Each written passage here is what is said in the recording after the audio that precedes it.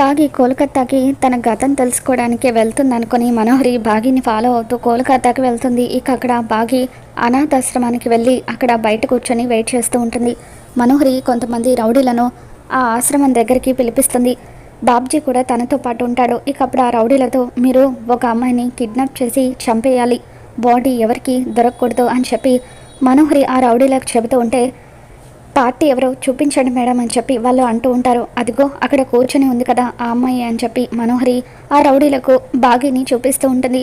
సరే మేడం మేము చూసుకుంటామని చెప్పి ఆ రౌడీలు బయట కూర్చొని ఉన్న బాగి దగ్గరికి వెళ్ళి మాట్లాడుతూ తనని ట్రాప్ చేస్తారు. తనని బయటికి రప్పిస్తారు. ఇక బయటికి వచ్చిన తర్వాత కారులో కూర్చోండి మేడం అని చెప్పి బాబ్జీ అంటూ ఉంటాడు. ఇక ఇంతలో అక్కడున్న కర్ర తగిలి బాబ్జీ కింద పడిపోతాడు.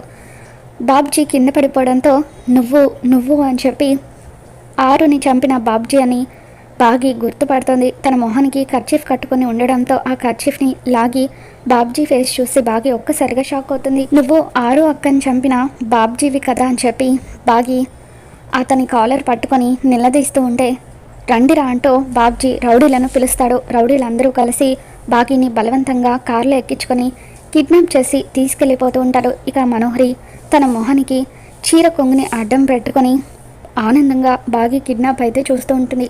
మరి రాబోతున్న ఎపిసోడ్ ఏం జరగబోతుందో మళ్ళీ మన ఛానల్లో తెలుసుకుందాం. ఈ వీడియో మీకు నచ్చినట్లయితే లైక్ చేయండి.